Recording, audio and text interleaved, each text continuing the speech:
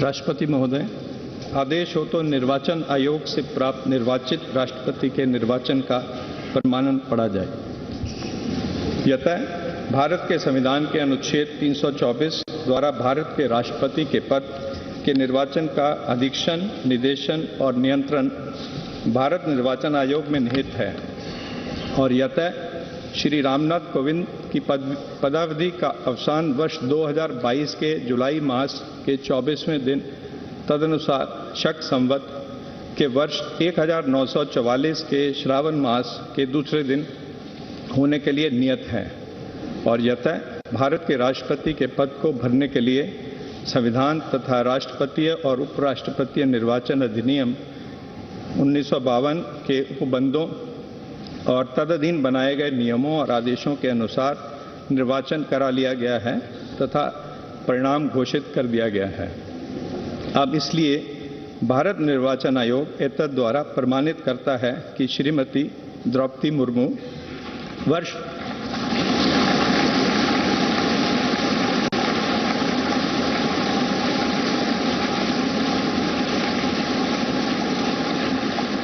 वर्ष 2022 के जुलाई मास के 21वें दिन तदनुसार शक संवत के वर्ष 1944 के आषाढ़ मास के 30वें दिन भारत के राष्ट्रपति पद के लिए सम्यक रूप से निर्वाचित हो गई हैं।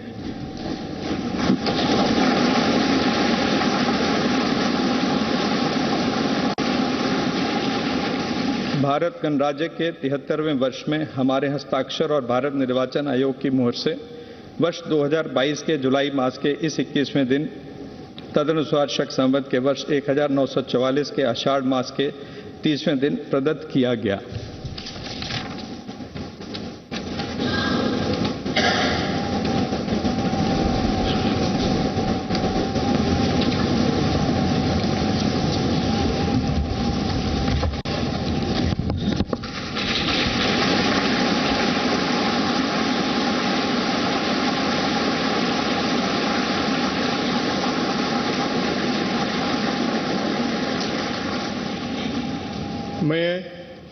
मैं द्रौपदी मुर्मू ईश्वर की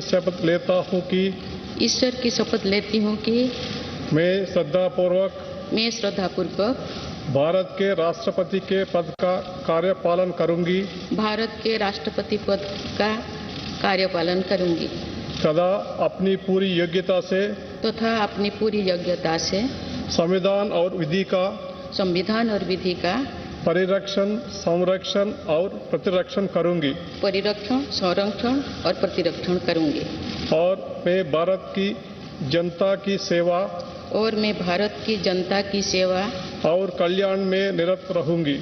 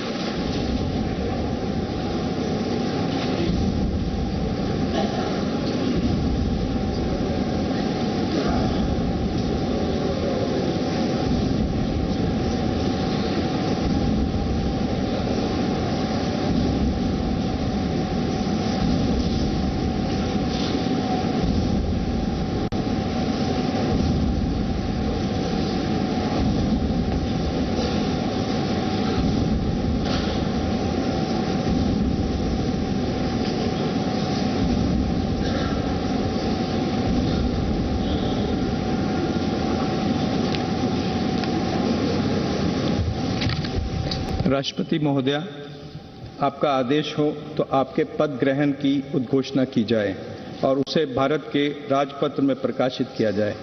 इसकी सूचना प्रमुख सेना केंद्रों तथा विदेश स्थित सभी भारतीय मिशनों, राज्य सरकारों तथा संघ शासित प्रदेशों क्षेत्रों के प्रशासकों को भेजी जाए। भारत सरकार के सभी मंत्रालयों और विभागों को भी सूचना तथा आवश्यक आदेश जारी करने हेतु भेजा जाए।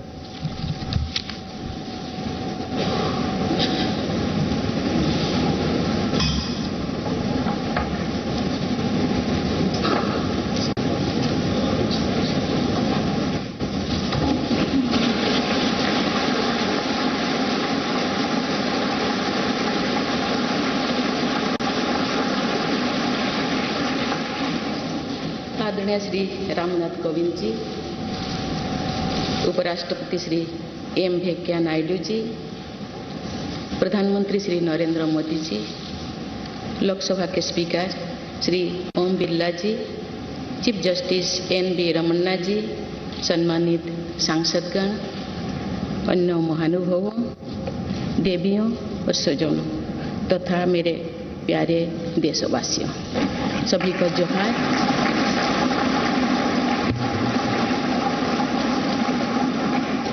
भारत के सर्वोच्च संवैधानिक पद पर निर्वाचित करने के लिए मैं सभी सांसदों और सभी विधानसभा सदस्यों का हार्दिक आभार व्यक्त करती हूँ। आपका मत देश के करोड़ों नागरिकों के विश्वास की अभिव्यक्ति है। मैं भारत के समस्त नागरिकों की आशा, आकांक्षा और अधिकारों की प्रतीक इस पवित्र संसद से सभी देशवासियों का पूरी विनम्रता से अभिनंदन करता हूं।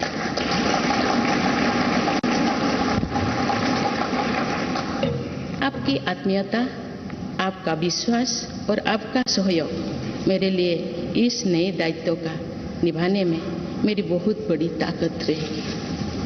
मुझे राष्ट्रपति के रूप में देश ने एक ऐसे महत्वपूर्ण कालखंड में चुना है जो हम अपनी आज़ादी का अमृत महोत्सव मना रहे हैं।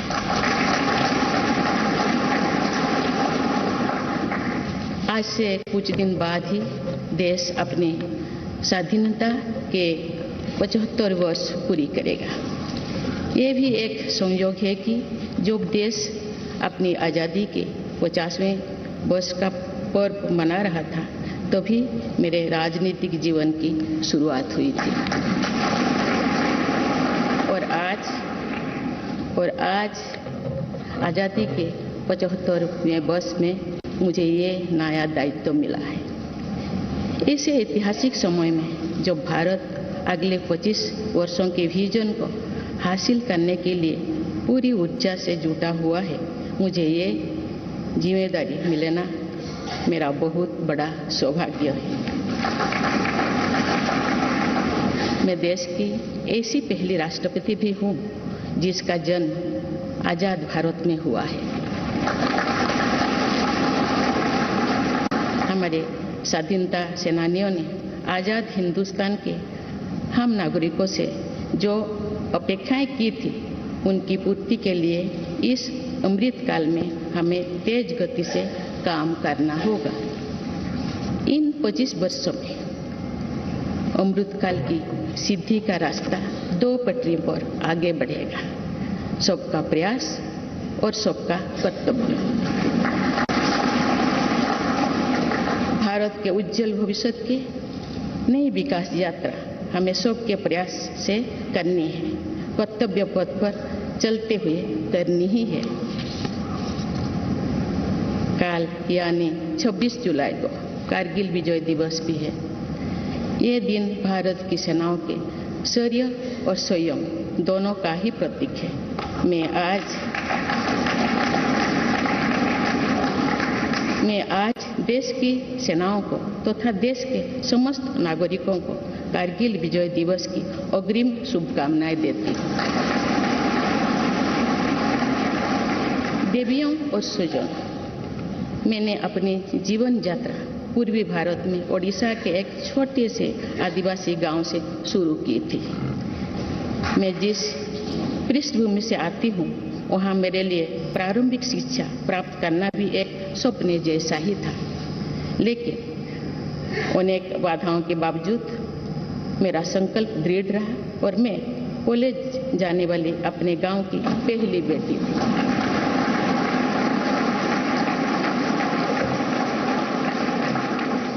मैं जनजातीय समाज से हूँ और वार्ड काउंसिलर से लेकर भारत की राष्ट्रपति बनने तक का अवसर मुझे मिला है।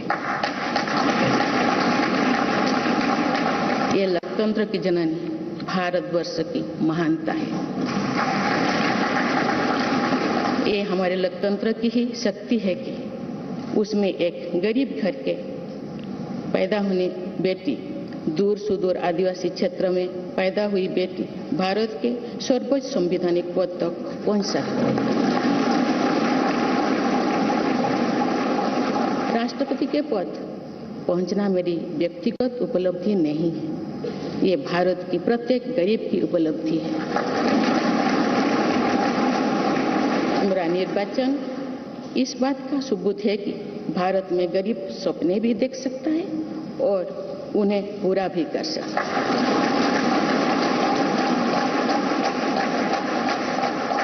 और ये मेरे लिए बहुत संतोष की बात है कि जो सदियों से वंचित रहे, जो जीवन विकास के लाभ से दूर रहे, वे गरीब, दलित, पिछड़े तथा आदिवासी मुझे ये अपना प्रतिबिंब देख सकते हैं। मेरे इस निर्वाचन में देश के गरीब व का आशीर्वाद शामिल है। देश की करोड़ों महिलाओं और बेटियों के सपनों और सामर्थ्य की झलक है। मेरे इस निर्वाचन में पुराने लीग से हटकर नई रास्ता पर चलने वाले भारत के आज के युवाओं का साहस भी शामिल है। ऐसे प्रगतिशील भारत का नेतृत्व करते हुए आज मैं खुद को गौरवान्वित महसूस कर रही हूँ। मैं आज समस्त देशवासियों को, विशेषकर भारत के युवाओं को तथा भारत की महिलाओं को ये विश्वास दिलाती हूँ कि इस पद पर कार्य करते हुए मेरे लिए उनके हित सर्वोपरि होंगे। देवियों और स्वजनों, मेरे सामने भारत के राष्ट्रपति पद की ऐसी महान विरासत है जिसने विश्व में भारतीय लोकतंत्र की प्रतिष्ठा का निरंतर मजबूत किया है। देश के प्रथम राष्ट्रपति डॉक्टर राजेंद्र प्रसाद से लेकर श्री रामनाथ कोविंद जी तक अनेक विभूतियों ने इस पद को सुशोभित किया है। इस पद के साथ साथ देश ने इस महान परंपरा के प्रतिनिधित्व का दायित्व भी मुझे सौंपा है। संविधान के आलोक में मैं पूरी निष्ठा से अपने कर्तव्यों का निर्वहन करूंगी।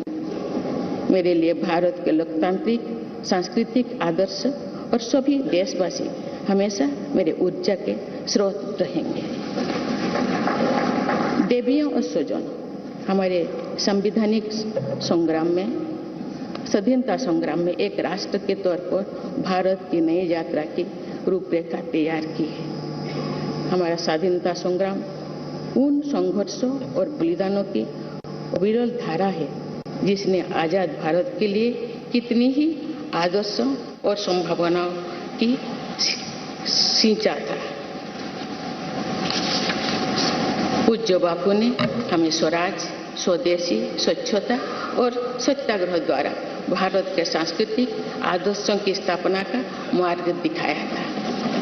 नेताजी सुभाष चंद्र बोस, नेहरू जी, सरदार पटेल, बाबा साहेब अम्बेडकर, भगत सिंह, सुखदेव, राजगुरु, चंद्रशेखर आजाद जैसे अनगिनत स्वाधीनता सेनानियों ने हमें राष्ट्र के स्वाभिमान को सर्वोपरि रखने की शिक्षा दी थी।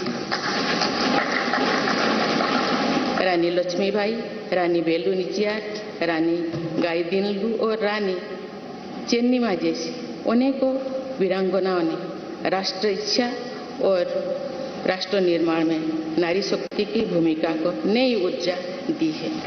संथाल क्रांति, पाइक क्रांति से लेकर कोल क्रांति और भील क्रांति ने स्वतंत्रता संग्राम में आदिवासी योगदान को और सशक्त किया। सामाजिक उत्थान एवं देश प्रेम के लिए धरती आबा भगवान बिरसा मुंडा जी के बलिदान से हमें प्रेरणा मिली थी। मुझे खुशी है कि आजादी की लड़ाई में जनजातीय समुदाय के योगदान को समर्पित अनेक म्यूजियम देश भर में बनवाया जा रहा है। देवियों और स्वजनों, एक संसदीय लोकतंत्र के रूप में 75 वर्ष में भारत ने प्रगति के संकल्प को सहभागिता एवं सर्वसम्मति से आगे बढ़ाया है।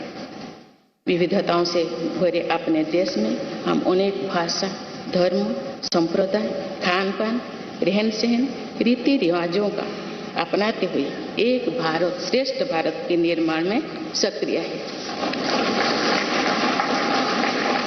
आजादी के 75वें वर्ष के अवसर पर आया है अमृत काल। भारत के लिए नए संकल्पों का कालखंड है। आज मैं इस नए युग के स्वागत में अपने देश को नई सोच के साथ तत्पर और तैयार देख रही हूँ। भारत आज हर क्षेत्र में विकास का नया अध्याय जोड़ रहा है।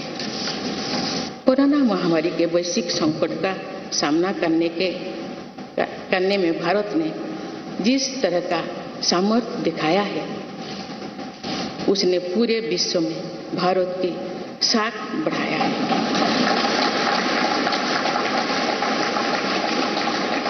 हम हिंदुस्तानियों ने अपने प्रयासों से न सिर्फ इस वैश्विक चुनौती का सामना किया, बल्कि दुनिया के सामने नए मापदंड भी स्थापित किए।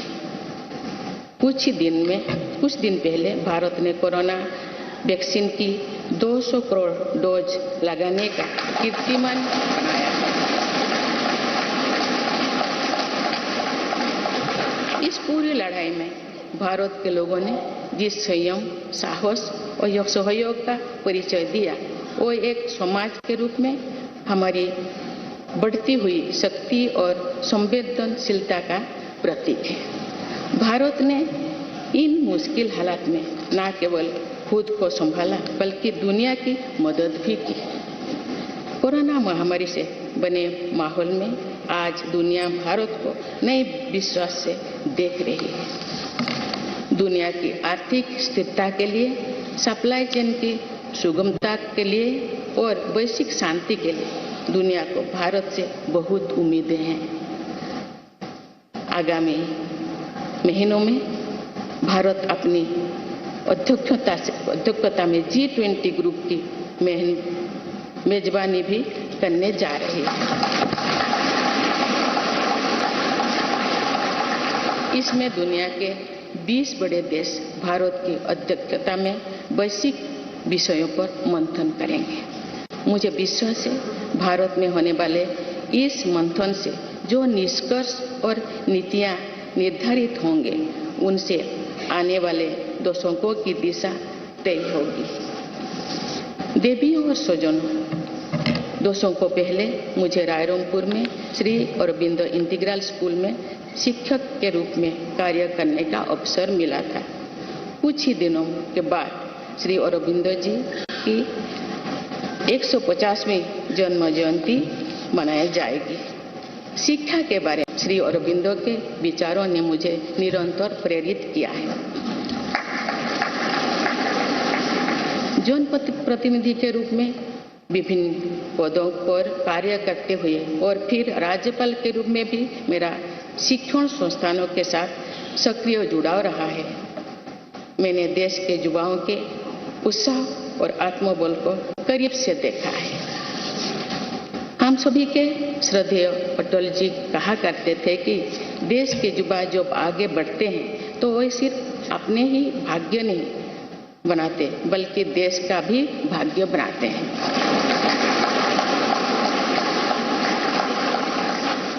आज हम इसे सोच होते देख रहे हैं। वोकल फॉर लोकल से लेकर डिजिटल इंडिया तक हर क्षेत्र में आगे बढ़ रहा आज का भारत विश्व के साथ कदम से कदम मिलाकर औद्योगिक क्रांति 4.0 के लिए पूरी तरह भारत तैयार है। रिकॉर्ड संख्या में बन रहे स्टार्टअप्स में नए नए इनोवेशंस में दूर सुदूर क्षेत्रों में डिजिटल टेक्नोलॉजी की स्वीकार्यता में भारत के युवाओं की बड़ी भूमिका है। बीती वर्षों में भारत ने जिस तरह महिला सशक्तिकरण के लिए निर्णय लिए हैं, नीतियां बनाई गई है, इससे भी देश में एक नई शक्ति का संचार हुआ है। मैं चाहती हूं कि हमारी सभी बहनें व बेटियां अधिक से अधिक सशक्त हो तथा वे देश के हर क्षेत्र में अपना योगदान बढ़ाती रहें। मैं अपने देश के युवाओं से कहना चाहती हूं कि आप न केवल अपने भविष्य का निर्माण कर रहे हैं बल्कि भविष्य के भारत की नींव भी रख रहे हैं। देश के राष्ट्रपति के तौर पर मेरा हमेशा आपको पूरा सहयोग रहेगा। देवियों और सुजों, विकास और प्रगतिशीलता का अर्थ निरंतर आगे बढ़ना होता है, लेकिन साथ ही अपने अतीत का ज्ञान भी उतना ही आवश्यक है।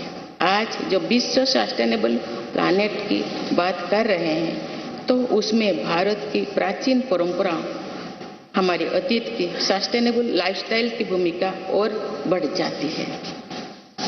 मेरा जन्म तो उस जनजातीय परंपरा से हुआ है जिसने हजारों वर्ष से प्रकृति के साथ तालमेल बनाकर जीवन को आगे बढ़ाया है।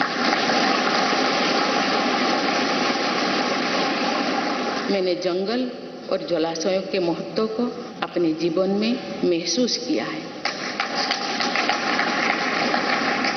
हम प्रकृति से जरूरी संसाधन लेते हैं और उतनी ही श्रद्धा से प्रकृति से सेवा भी करते हैं। यहाँ संवेदनशीलता का आज वैश्विक अनिवार्यता बन गया है। मुझे इस बात की प्रसन्नता है कि भारत पर्यावरण संरक्षण के क्षेत्र में विश्व का मार्गदर्शक बन रहा है। देवियों और स्वजन, मैंने अपने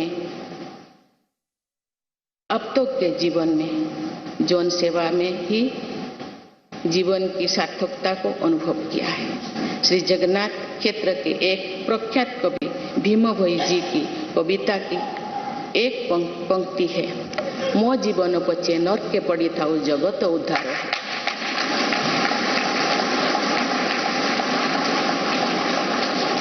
अर्थात अपने जीवन के हित और हित से बड़ा जगत कल्याण के लिए कार्य करना होता है।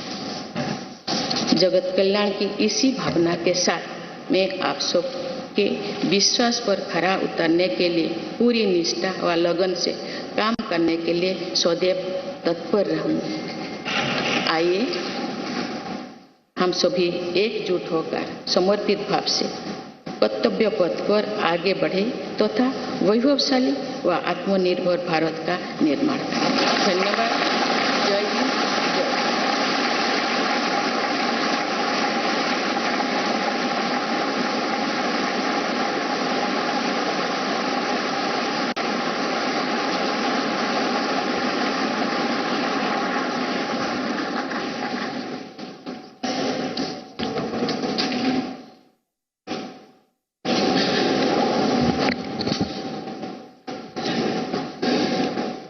Honorable President, Srimati Draupadi Murmu ji, respected Sri Ramnath Kovind ji, Prime Minister Sri Narendra Bhai Modi ji, Speaker of Lok Sabha Sri Om Birla ji, Chief Justice of India Sri N.V. Ramana ji, respected parliamentarians, other dignitaries, brothers and sisters, and my dear fellow citizens, Namaskar.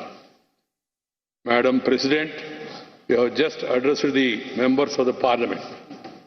I wish to read a few paragraphs from the English version of the address and the rest may be considered as read in view of the time constraint. I express my heartfelt gratitude to all members of Parliament and legislative assemblies for electing me to the highest constitutional post of India. Brothers and sisters, we have to work at a fast pace in this Amrit Kal to fulfill the expectations of our freedom fighters from the citizens of independent India. In these 25 years, the path to attain the goals of Amrit Kal will proceed on two tracks, Sabka Prayas or Sabka Kartavya, everyone's efforts and everyone's duty. The new development journey towards the bright future of India has to be undertaken by our collective efforts following the path of duty. We will be observing Kargil Vijay Divas tomorrow, July 26th. This day is a symbol of both the bravery and the restraint of the Indian armed forces. Today, I extend my best wishes in advance to the armed forces of the country and to all the citizens of India. Brothers and sisters, growth and progress mean continuously marching ahead, but equally important is awareness about one's past. Today, when the world is talking about sustainable planet, the role of India's ancient traditions and sustainable lifestyle becomes more important. I was born in the tribal tradition which has lived in harmony with the nature for thousands of years. I have realized the importance of forests and water bodies in my life. We take necessary resources from nature and serve nature with equal reverence. This sensitivity has become a global imperative today. I am happy that India is guiding the world in the field of environmental protection.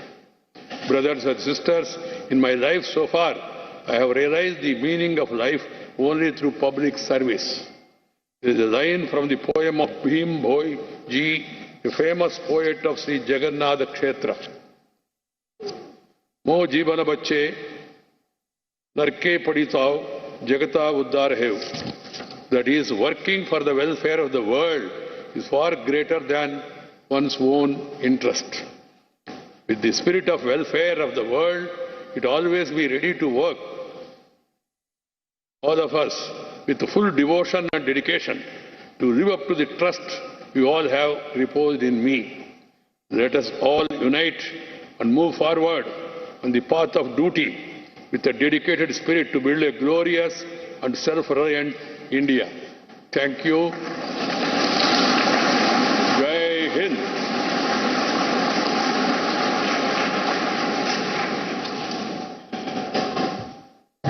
राष्ट्रपति महोदया, आपकी आज्ञा हो तो समारोह की कार्यवाही समाप्त की जाए।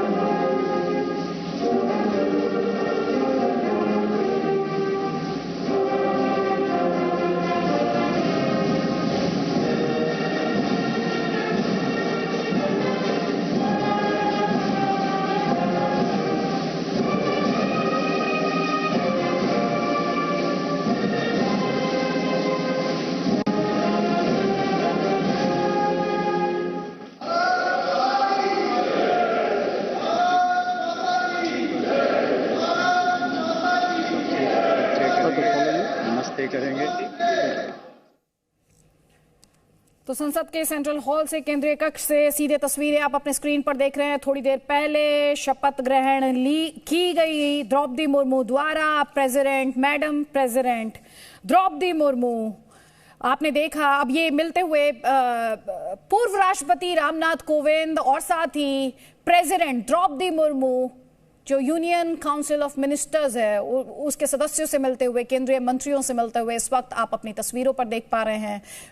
पूर्व राष्ट्रपति कोविंद के लिए अब ये विदाई का वक्त और प्रेसिडेंट मुर्मू के साथ एक नए युग, एक नए अध्याय की शुरुआत। और उनके भाषण में आपने उनके संबोधन में जैसा कि सुना, उन्होंने अपनी हम्बल बिगिनिंग्स की बात की। इस समय जो तस्वीरें आप देख रहे हैं प्राइम मिनिस्टर मोदी आपको इन तस्वीरों में दिखाई दे रहे हैं, साथ ही पूर्व राष्ट्रपति रामनाथ कोविंद और प्रेसिडेंट मुर्मू इन तस्वीरों में आप देख पा रहे हैं। तो जो मेंबर्स ऑफ पार्लियामेंट हैं, मिनिस्टर्स हैं, आप देखिए कांग्रेस की इंटरिम प्रेसिडेंट सोनिया गांधी से मिलते हुए प्रेसिडेंट मुर्मू।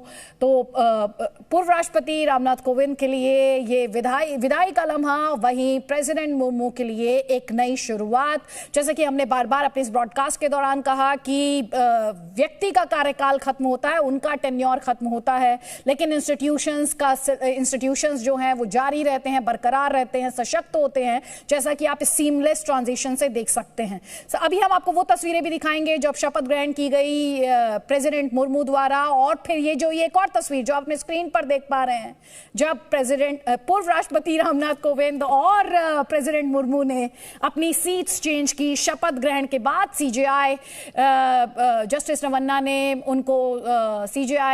ने उन्हें शपथ ग्रहण कराई, पद की शपथ दिलाई, और 3 तस्वीरें इस वक्त आपके स्क्रीन पर है। एक तरफ जब शपथ ग्रहण हुआ, सीजेआई द्वारा उन्हें शपथ दिलाई गई, और दूसरी तस्वीर हम आपको दिखा रहे हैं जब सीट चेंज की गई और राष्ट्रपति कोविंद जो थे वो पूर्व राष्ट्रपति बन गए, और मैडम प्रेसिडेंट ने अपनी सीट ग्रहण की अपने शपथ ग्रहण के बाद। और इस वक्त लाइव तस्वीरें आप देख रहे हैं, अब निकलते हुए पूर्व राष्ट्रपति रामनाथ कोविंद वहां पर मेंबर्स ऑफ पार्लियामेंट से मिलते हुए, और साथ ही प्रेसिडेंट मुर्मू वो भी वहां पर जो मेंबर्स ऑफ पार्लियामेंट हैं उनसे मिलते हुए। तो आपने देखा कि कैसे पहले शपथ ग्रहण हुई, उसके बाद सीट्स बदली गई, और साथ ही 21 तोपों की सलामी दी गई नई राष्ट्रपति को। तस्वीरें केंद्रीय कक्ष पार्लियामेंट हॉल से आप देख रहे हैं।